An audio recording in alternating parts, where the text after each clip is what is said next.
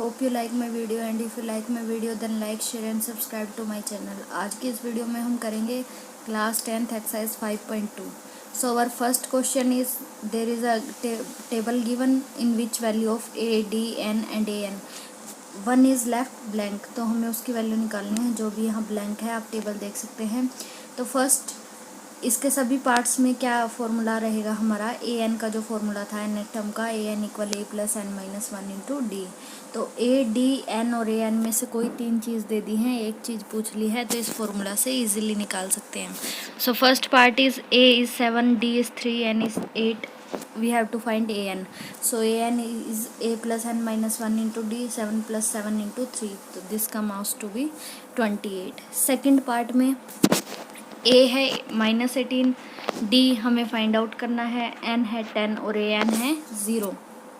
तो हम पुट कर देंगे a n मतलब 0 equal a -18 plus n minus 1, 10 minus 1 9 d। तो यहाँ से हम हमारे d की वैल्यू आ गई। 18 को मैं लेफ़्ट साइड पे ले गई 0 की जगह, तो 9d आ गया 18, तो d आ गया 18/9 2। थर्ड पार्ट है d -3 n 18 a n -5। तो हमें क्या निकालना है, a निकालना है। तो वही formula a n equal a plus n minus 1d। इसमें आपको तीन टर्म्स कोई भी दे देगा और एक टर्म्स निकालने के लिए बोल देंगे, तो आप निकाल सकते हैं इजीली। यहाँ पे हमें d गिवन है -3 n 18 a n -5। तो a n इक्वल है a plus n minus 1 into D. यहाँ से a की वैल्यू आ गई 46। फोर्थ पार्ट, इसमें हमें a दिया है -18.9, d दिया है 2.5 and a n is 3.6। a n equal a plus n minus 1 into D. 3.6 equal -18.9 plus 9 minus 1 into 2.5। तो 18.9 इधर आके प्लस में, तो 3.6 प्लस 18.9 ये कितना हो गया 22.5।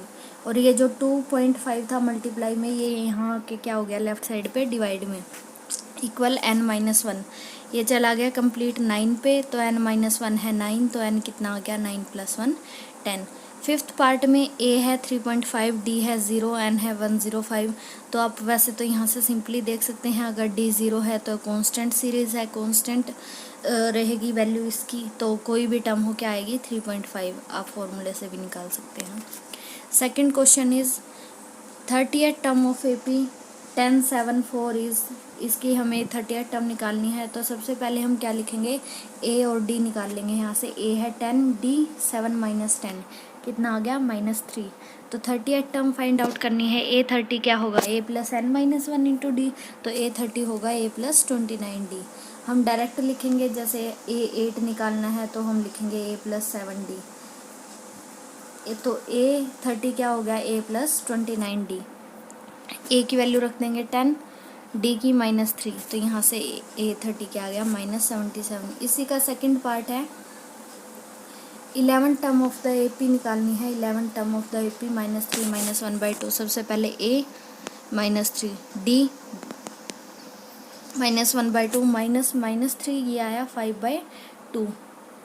तो हम क्या निकाल देंगे, a 11 a plus 10d -3 plus 10 into 5/2 25 minus 3 कितना आ गया 22। Third question is in following AP find the missing term. तो हमें अब बेसिकली नॉलेज हो चुका है कि हम a d n या a n इनमें से कोई तीन वैल्यू हो तो हम चौथी वैल्यू इजीली निकाल सकते हैं। इसको अप्लाई करते हैं इस क्वेश्चन में। हमें सबसे पहले जो दिया है वो लिख लें और वहाँ से फटाफट वैल्यू निकाल दें। हमें क्या दिया है, a दिया है 2 और a3 थर्ड टर्म दी है ना 1 2 3, तो a3 दिया है 26। तो बस यहीं से हम कुछ निकाल सकते हैं। तो लिख दें इसको सोल्व करके, a plus 2d equal 26। a रख दें यहाँ पे 2 plus 2d equal 26, 2d equal 24, तो d आया 12। अब बस मेरे पास a भी है d भी है, तो सेकेंड टर्म निकाल सकती हूँ मैं इजीली। ब्लैंक की जगह क्या आ जाएगा 2 प्लस 12, तो कितना आ गया 14। मैं डायरेक्ट क्या कर दूँगी, जो प्रीवियस टर्म दी है उसमें d ऐड कर दो, आप वहाँ से निकाल सकते हैं। सेकंड इज़ हमें क्या क्या दिया है, सेकंड टर्म दिया और फोर्थ दिया है, फर्स्ट और थर्ड नहीं दी। तो लिख लें सेकंड टर्म और फोर्थ टर्म। a2 है 13 मतलब a प्लस d है 13, a4 है 3 मतलब a प्लस 3d है 3। और एलिमिनेशन मेथड से हम इसे सोल्व कर लेंगे, जो हमने प्रीवियस चैप्टर में किया था।